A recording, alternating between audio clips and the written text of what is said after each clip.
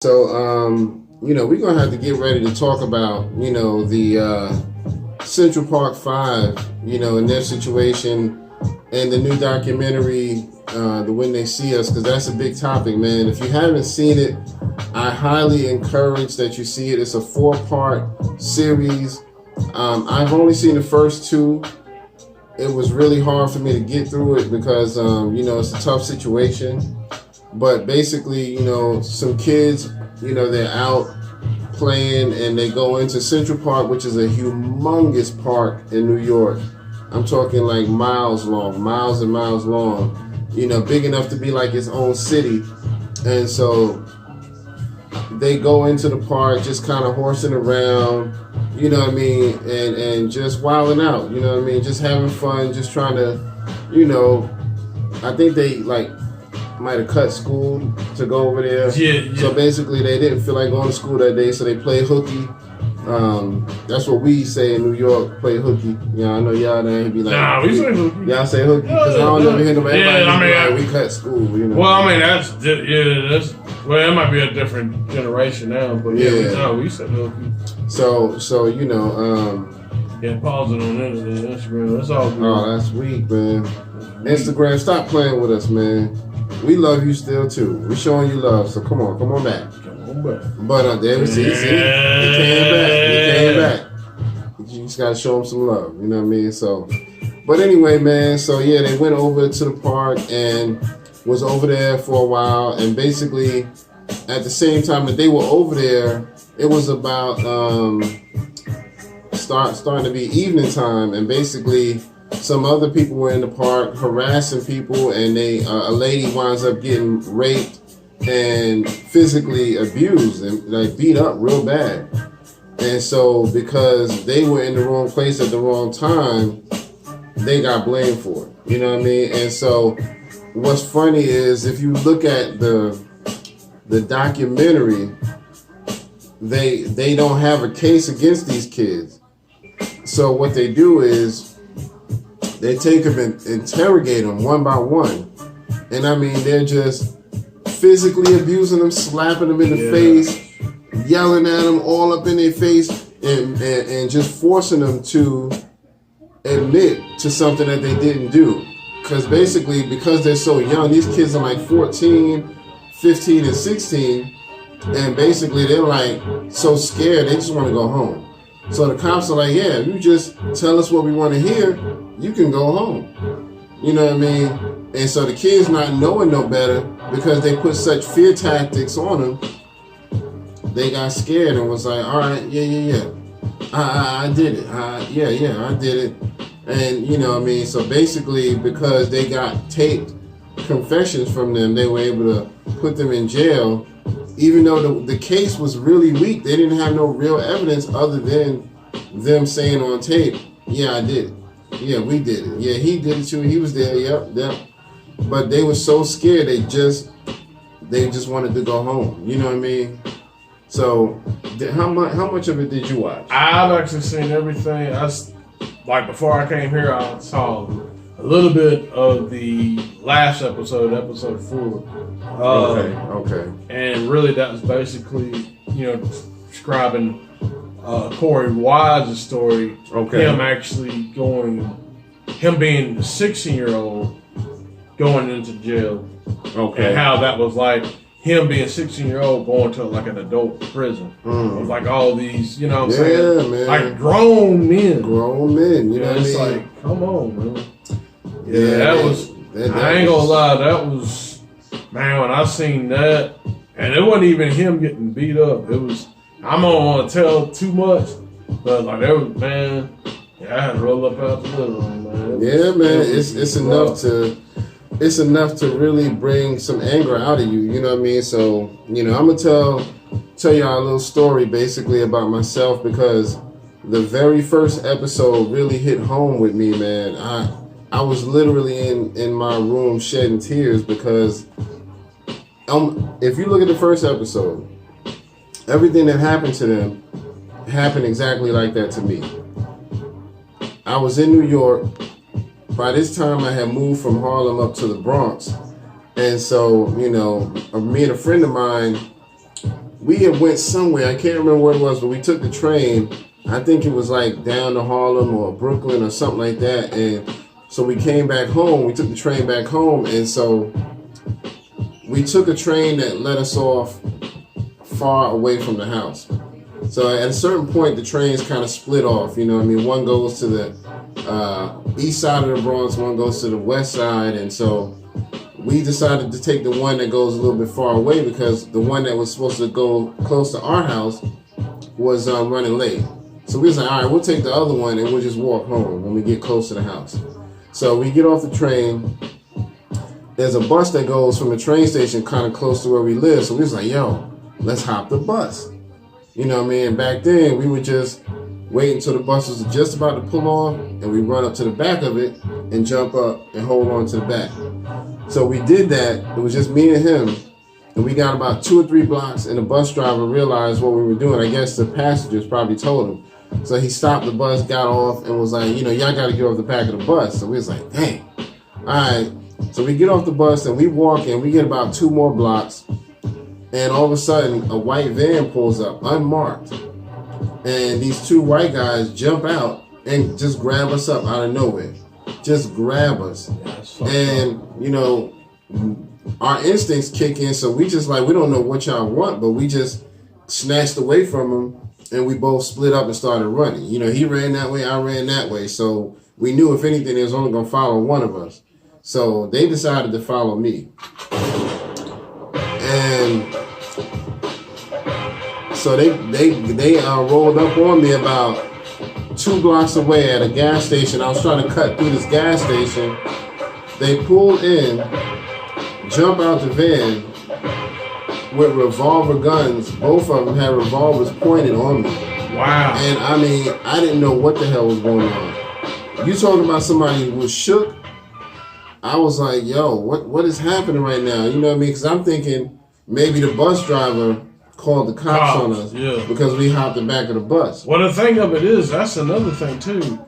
In the story, in your story, man, did they even identify themselves as cops? Did they even show a badge? Eventually, later on, they did, but not at first. When they first grabbed us up, they didn't say anything. They just jumped out like angry citizens and grabbed us.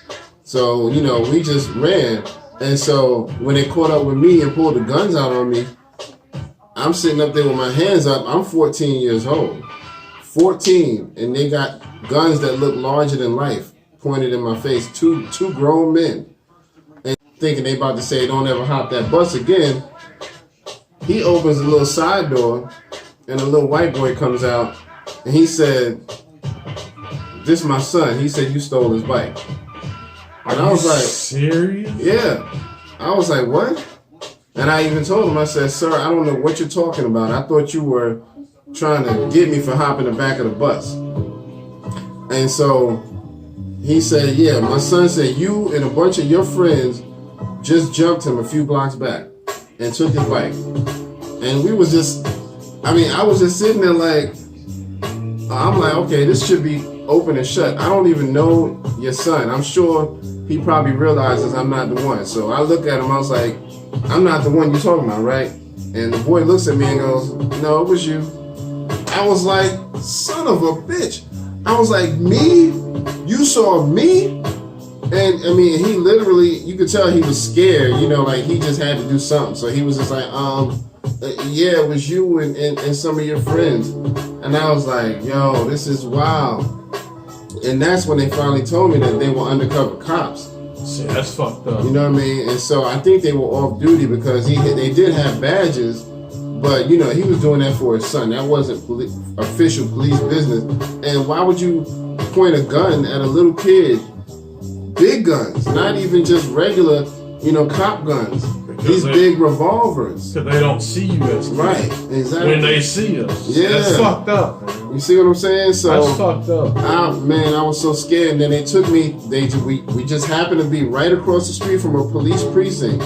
So they took me over there and they questioned me. And they were yelling in my face and trying to make me admit to something I didn't do. They were yelling at me. They were mushing me in the head. We know you did it. We know you did it. Just admit it, you know, blah, blah, blah. And I'm just sitting up there and I'm crying. But I never did admit it. I told him, I said, I didn't do anything. You know what I mean? You're just going to have to beat my ass or something because I'm not going to admit to something I didn't do. Sure. So I was crying and everything, but I never folded when it came to that. I have to admit. And so eventually they had to call my brother, one of my older brothers, to come down to the police precinct and pick me up.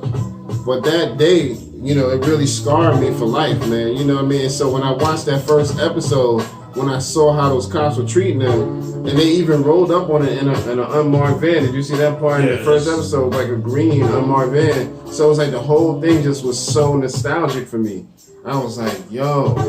I mean, I just was sitting there just fighting back tears, man, because all I could see was my situation being repeated. You know what I mean? So, and it was not too far away from each other. I think my situation would have been around 88. This situation was 89. Yeah. So I had moved up to the Bronx. I stayed in Harlem, right across the street from Central Park, not too far from where this happened at. But around 87, 88, I moved up to the Bronx. No, matter of fact, it was about 86. I moved up to the Bronx. And so I wasn't in Harlem when it happened, but I knew about it. But man, the way they treated them kids, man, nobody should ever be treated like that. And I don't know if it was just a New York thing or what, man, but they just, the mentality that they had, you know, like you're guilty until we can prove you're innocent. Yeah, I can honestly say I didn't really have that bad of interaction with police. Yeah, I'm thankful that. I mean, I might recall one incident. I was going to church with a friend. They smoked some weed back in the day. You know, weed wasn't as decriminalized back then as it was now. I didn't smoke. These boys were white. That was with me and whatnot. They were white boys, but you know, they were doing their thing. They were smoking. They're like, "How you gonna smoke?" I'm like, "Nah, I'm not gonna do that, man. They ain't gonna do that." What happened? They had this whole, they had this festival at the church, and basically, you know, the dog smelled the weed on one of the kids, and then they was interrogating me, and they was looking at my wallet, talking about, "Yeah, you a drug dealer." Wow. Like, yeah, like off rip. I was like, no, like how in the world I'm a drug dealer? Exactly. I ain't got no money in the wallet. You know what I'm saying? Ain't no money. That's crazy. Yeah, that's crazy. Yeah, but the pastor actually, I guess he looked out for me because he was like, yeah, and not him. He don't really bother nobody or anything like that. So, yeah, if it wasn't for that, and luckily I think I was 15 at the time. If I was 16, I'd have been in trouble. Yeah. You know. Yeah, but that's the only thing. And, you know, after that, like, I really stopped fucking with him because, like, I'm not going to be, you can't hang around certain people. I know that people, you know, you might love them and everything, but some people you going to have to love from afar because you can't really let them pull you down. I mean, because if you just think about that, what happened if I was 16 then? I'd have been like another Corey Wilde. Yeah. Not saying that, you know, because like he really went through a lot, but I'm just saying that's what could have happened. But I mean, other than that, I think I didn't really have anything like that. I didn't have, they didn't put me in no interrogation room or mush me up or anything like that. Thankfully. Yeah. You know, they kept everything at the church, so that wasn't too bad. You know, that's definitely light, real light compared to what, you know, some people have. Yeah, man, it's people like us going through stuff like that all the time, man, especially back in the days, man. So, you know, it's really sad that so many of us as black people have these types of stories where we get wrongly accused and fitting descriptions and all of that. So, you know, it's like, why do we have to always get put in that box, man? You know what I mean? Why is that? What is it about us that y'all just, you know what I mean, feel like y'all just got to put us in that box of you fit the description, you must be the one, or if you weren't the one, you were there. You know what I mean? What do you mean we were there? You know what I mean? Nobody should ever have to go through that. That's traumatic, and that really takes away from the leadership role that we play, you know what I mean, in our society, because it really chops away at your inner person, you know what I mean? It chops away at you emotionally and physically and mentally. Mm-hmm. So, you know, that really did do a number on me. And that's not even the only time that I had a run-in like that. You know what I mean? I've had other run-ins. But, you know, that was just like one of the first. You know what I mean? So it's really sad when something like that happens, man. So if y'all can relate and you got a story, share it with us in the comments. Yeah. Share it with us if you want, man. We're happy to, chop it up with you. You know what I mean? So, thank y'all again for checking us out on Instagram. Thank you again for checking us out on Facebook. And then YouTube, we got you coming. So, But yeah, so man, that show, you know, the docu-series, When They See Us, is definitely worth seeing. You need to really know the story and how this is like sad, but it's norm for some of us to be able to relate to a story like this. It shouldn't be like that. No. You know what I mean? It should be a rare thing, but it's not to a lot of us. It's just sad that, you know, that to me, I think the one that really suffered the most, I don't know if I already said this, was Kharey. Kharey, I think he suffered the most. I mean, they all went through something. Yeah. But him being 16 going into a grown man prison, right, was like the worst. And I mean, you could tell that was like a frightened kid. Right. Exactly. So yeah, man. Hey, we gonna do it like this, especially do it for my man Prodigy, man. We still shining down here, though. Yeah. Rest in peace, Prodigy. Yes, sir. Yes, so, sir. You know, got that Mobb Deep. Shout out the motherfucking pack. Yeah. Yo, them beats, man. Them Mobb Deep beats, man. They're haunting. You know what I mean? So they just, you know, they made a big impact on hip hop, man. So it was definitely hard to hear that Prodigy had passed away. And you know, I'm gonna try to do a memoriam for a lot of the you know, rappers that we lost, you know, and I'll maybe do a segment clip where I just kind of upload you know how they do on the award shows, they show the memoriam when they show their face and some clips of them. You know, I'm gonna try to do something like that for the rappers we lost, you know what I mean? A Triad Hip Hop Podcast memoriam. So might have to do that and upload that. But yeah, so you know, I definitely recommend that docuseries, which was created by Ava Duvernay. Yeah, let's clap her. So yeah, When They See Us, you know, it really does put you into the position where you have to relate emotionally to what's going on. Whether you went through something like that or not, I think you would still feel that in your heart and in your gut of what they went through. You know what I mean? She does a good job of showing what they went through. And the prosecution, man, like what killed me, man, it's like they weren't really trying to find the truth. They were really trying to find the story. Right. You know what I'm saying? That what killed me about the whole thing. And knowing that these kids didn't have good representation. You know, these are black and Latin kids. Yeah. You know. So you only seen the first two episodes. Yep, the first two. Yeah, so I'm gonna go and try to watch the other ones today. Parts 3 and 4. I'm gonna try to watch today so I can get the full story. But I can't recommend that enough, man. Watch it. You know what I mean?